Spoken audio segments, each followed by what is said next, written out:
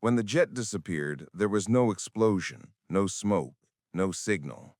It simply vanished, swallowed whole by a mountain that wasn't supposed to exist on any map. And when every modern aircraft failed to find it, one pilot stepped forward, with the only jet still brave enough to fly blind.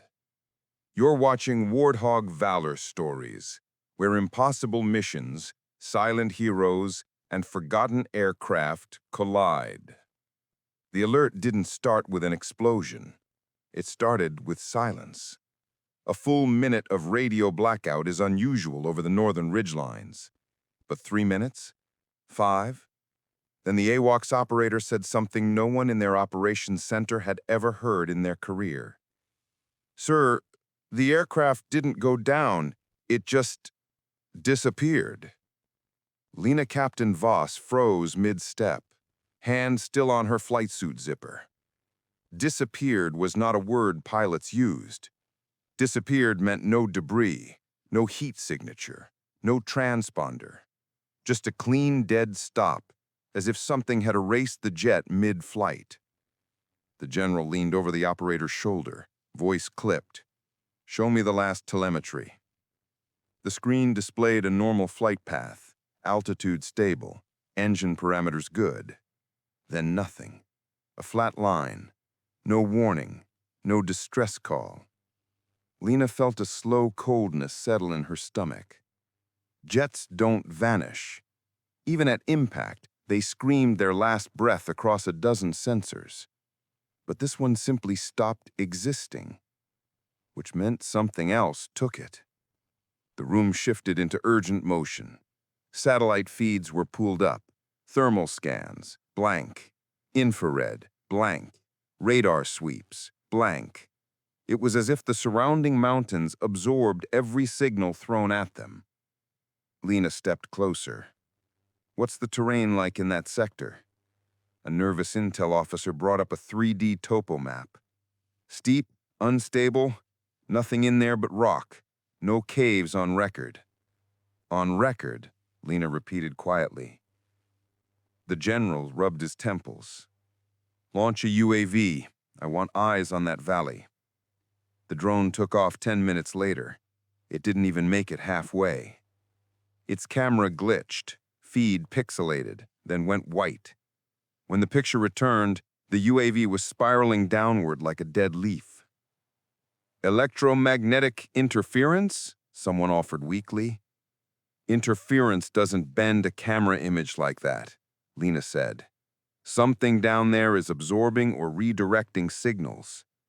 The general shot her a look that was half irritation, half fear. "Whatever it is, we're not sending another jet into a dead zone." Lena didn't answer. She didn't need to. Her eyes drifted toward the far end of the runway, where her A-10, Iron Hound, sat in the sun like a relic that refused to retire. No glass cockpit, no data link, no dependency on satellites. She could fly blind and still come home. More importantly, the Hog's old-school sensors might see things modern jets couldn't. She took a breath. "Sir, let me take the A-10. "Absolutely not," the general snapped. "If that valley kills electronics, we can't afford to lose you too." "It won't kill analog," Lena countered. "And we both know if we don't find that jet before nightfall, whatever took it will erase every trace." A heavy silence fell. The AWACS operator swallowed. "Sir, she might be right." The general closed his eyes for a moment, weighing the cost. When he opened them, Lena already knew his answer. "Fine. But if anything feels wrong, you turn back. Do you hear me? You turn back." Lena gave a single nod, jaw set. But 5 minutes into the valley, she would realize there was no turning back. Not anymore. The moment Lena lifted off, the world felt normal. Too normal for what she knew waited ahead. The A-10 rumbled confidently beneath her, iron gauges steady, No flicker, no glitch. Ironhound didn't care about satellites or data streams. It cared about air, lift, and the pilot who knew how to listen. She climbed above the first ridge and banked toward the valley where the jet had vanished. From up here, the mountains looked harmless, quiet, sunlit, ancient. But her instincts whispered something else, something predatory. At 10 miles out, Tower called once. Raven 3-1, maintain comms check every 30 seconds. Copy, she answered. At 8 miles out, the radio hissed. At 6, it died completely. The valley wasn't waiting for her. It was pulling her in. Lena didn't turn back. She pushed lower, trusting the hog's weight and her own gut. The air grew thick, like the atmosphere itself was resisting her entry. The valley opened beneath her, narrow, shadowed, too still. Even the wind refused to breathe here. She flipped on the optical scope, pure analog, no digital correction.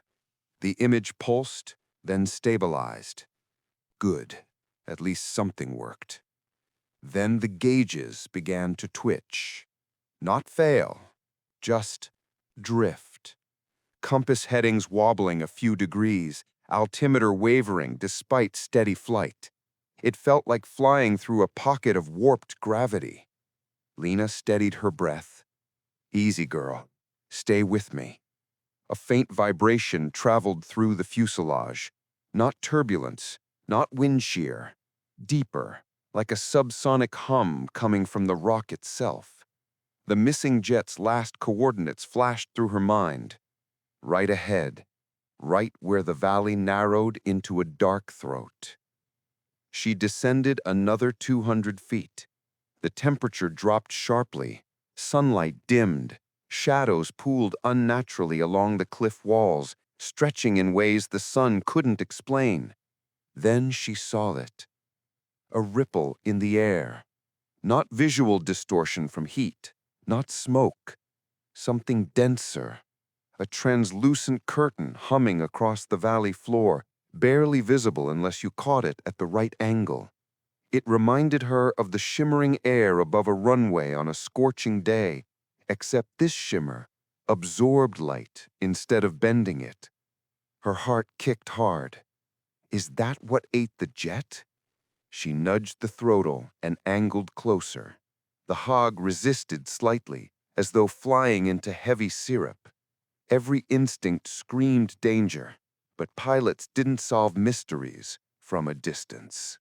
The ripple thickened. The cockpit lights dimmed even though it was broad daylight. The closer she got, the more her instruments drifted. Compass spinning slowly. Altimeter fluctuating by 50 feet. AOA needle twitching like a nervous heartbeat. The hog had flown through war zones, storms, and missile trails. It had never behaved like this. Then, something flashed below. Lena's breath caught. A metallic edge. White paint. A segment of wing half swallowed by the ripple. The missing jet. Except the piece didn't look crashed. It looked caught, as if the air around it had hardened into something that refused to let it fall. Whatever this phenomenon was, it didn't just interfere with electronics. It altered space. Lena banked for a better angle. As her wingtip neared the ripple, every gauge spiked, then froze. The hog's nose dipped sharply. The valley floor rushed upward. Lena yanked back on the stick, muscles burning, teeth clenched. For a split second, she felt nothing beneath her. No lift, no weight, just a void trying to swallow the aircraft whole. Then the hog broke free. She shot upward, clearing the hazard by meters, the suspension groaning in protest. Sweat slicked her palms. Her breathing came in fast, clipped bursts. Okay, so that's what took it. She circled again, higher this time, well clear of the anomaly. The shimmer pulsed faintly, like a heartbeat beneath stone. She zoomed in with the optical scope and saw something else. Footprints on a ledge near the trapped wing. Boot prints, fresh, deep, precise. Someone had reached the wreck before her, which meant the jet didn't vanish alone, and whoever survived was still somewhere inside the mountain's impossible shadow. Lena pulled the A-10 higher, but the sense of safety was already gone. What she'd seen on that narrow ledge, human footprints, meant someone had reached the anomaly before her. Fresh prints, deep, precise. Whoever made them had walked straight toward that shimmering wall of warped air. Someone had entered the anomaly, which meant they believed they could survive it. She dropped lower, pushing the hog through air that felt thicker than it should. The fuselage vibrated with a strange subsonic hum, like the mountain itself was breathing. Her gauges weren't failing. They were drifting, as if reality around them had shifted a few degrees sideways. "Compass, don't forget where north is," she muttered. The needle twitched anyway. She scanned the valley again, and something else caught her eye. The rock walls weren't natural. Deep, vertical grooves carved the stone, evenly spaced, as if something enormous had once forced its way upward through the mountain. Not erosion, construction, age unknown. "This place is wrong," she whispered. Then, movement. Not wind, not debris. A human figure collapsing behind a jagged outcrop. Lena's heart jolted. She dove instantly, the hog slicing downward, engines echoing off the canyon walls. The image sharpened as she descended. Lieutenant Rourke, the missing pilot, helmet gone, suit torn, one arm pressed tight against his ribs. His breath shallow, his eyes locked on the glowing anomaly, like a man staring into something he couldn't understand or couldn't escape. But he wasn't alone. Behind him, half inside the shimmering wall, stood another silhouette, tall, blurred at the edges, as if only part of its body existed on this side of the air. Lena blinked hard. In that split second, the figure seemed to turn toward her. Then it dissolved into the ripple. Rourke didn't even notice. His focus was on staying conscious. Lena dropped to 300 feet, dangerously low. The hog rumbled beneath her as she clawed for control in the distorted air. Rourke finally looked up and saw the shark-mouthed nose art. Relief flashed across his face. Raw, stunned relief. "I've got you," Lena whispered, though he couldn't hear it. She needed to land. Except nothing below her resembled a landing zone. The terrain was a nightmare of tilted stone and unstable shelves. The anomaly pulsed again stronger, and the air seemed to pull at Rourke's body like a magnet. His feet slid. The shimmer thickened. He was being dragged back toward it. "No," Lena snapped. She banked impossibly low, the hog's left wing nearly grazing the rock. The engine screamed as she pushed a shockwave of air across the ledge. Gravel exploded around Rourke. The blast shoved him out of the anomaly's pull. He tumbled hard, but stopped just short of the edge. Alive. Barely. If she didn't get boots on that mountain, Rourke wasn't surviving another minute. Lena scanned desperately. A flat spot. She needed one. Nothing. Only a narrow, slanted strip of stone barely wide enough for anything with wheels. It was suicide. The A-10 wasn't built to land there. But Lena was going to try anyway.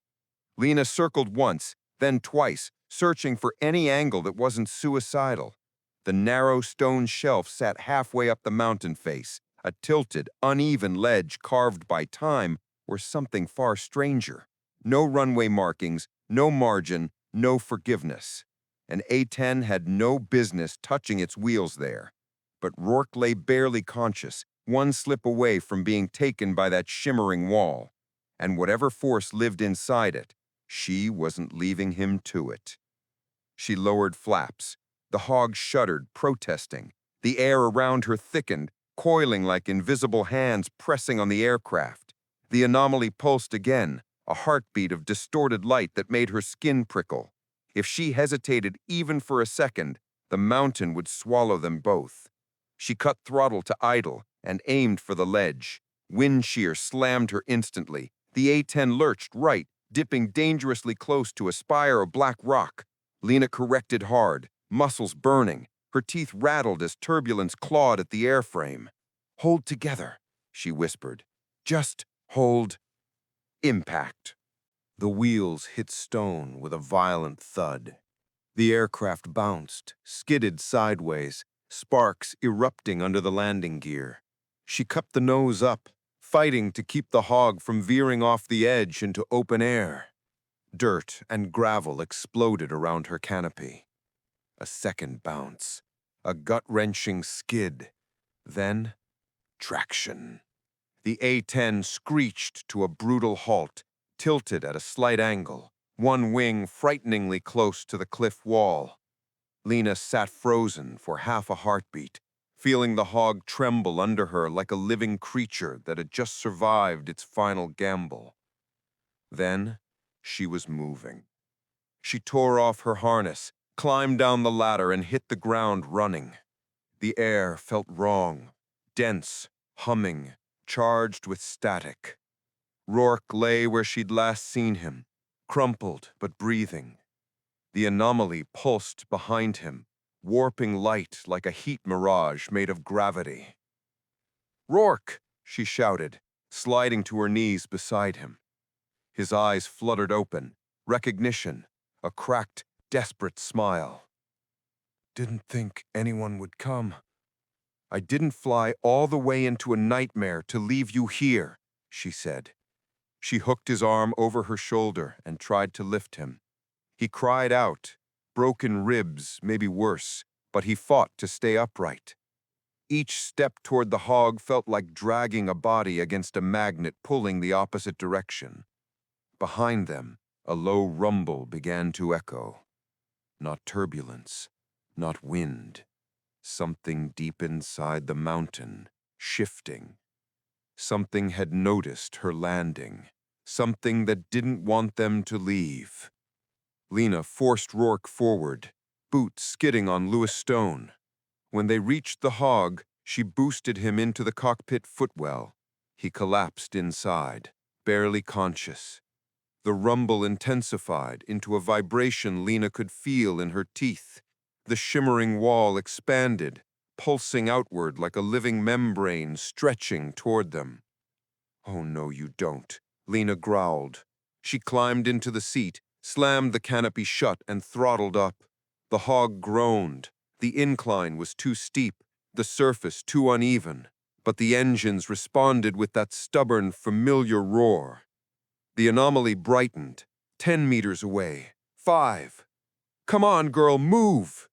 The wheels broke loose. The hog lunged forward, bouncing violently. The cliff edge ended in open air. If she didn't have enough speed, they would fall straight into the anomaly's expanding reach. The cliff edge rushed up. Lena yanked the stick. The hog dropped 1 meter, 2, then caught the wind and surged upward, engines howling triumphantly as the shimmering wall snapped shut behind them like a closing jaw.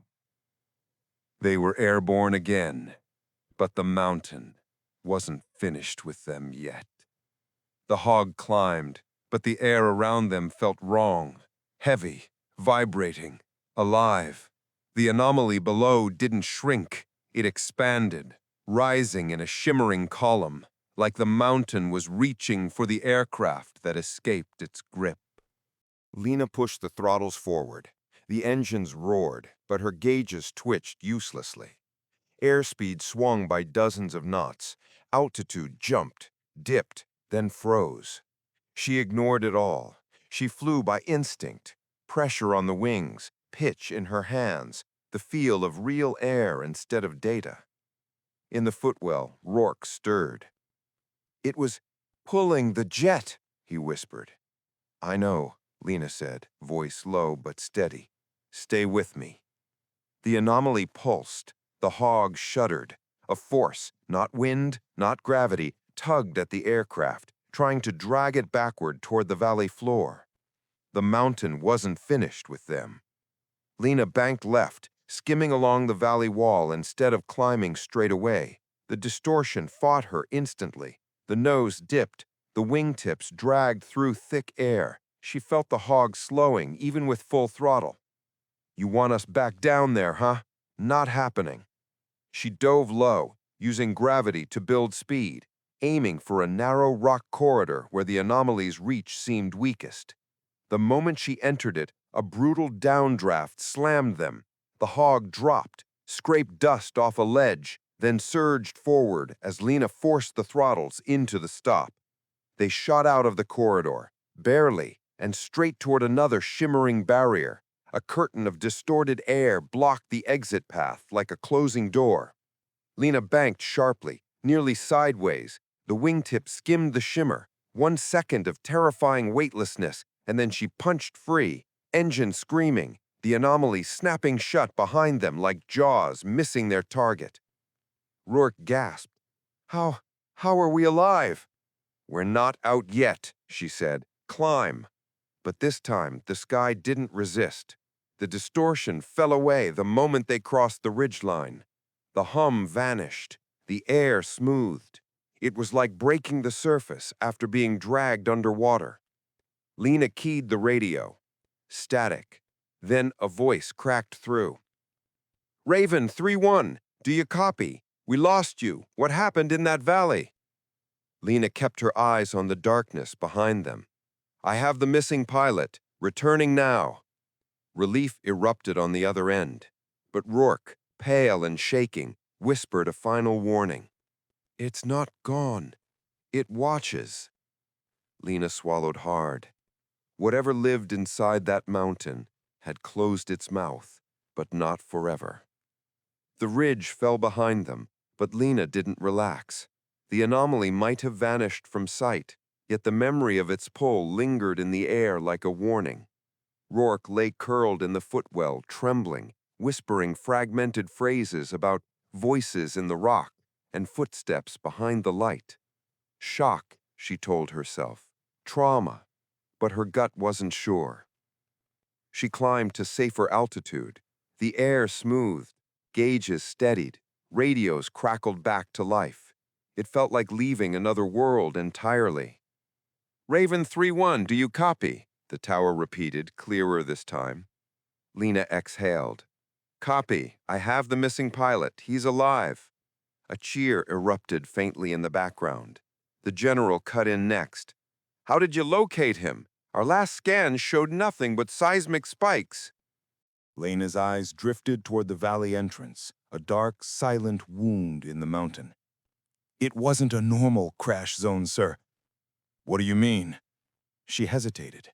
The truth sounded impossible even to her, but the hog's trembling frame and Rourke's haunted breathing were proof enough. "There's something down there, something that interferes with more than electronics." "Explain," the general demanded. She almost did, until the radio cracked with sudden static, a sharp burst that made her flinch. The interference disappeared as quickly as it came, like a hand snatching itself away from a hot stove. Lena didn't continue. Some things were better said on the ground. She guided the hog home. As the runway lights appeared, Rourke murmured weakly, "Did you see it? Watching us?" Lena's grip tightened on the stick. "Just hold on. You're safe now." But as she descended toward the airbase, she caught one last flicker in the distance, a shimmer deep in the valley, faint, deliberate, like an eye closing. Whatever swallowed that jet had let them go, this time.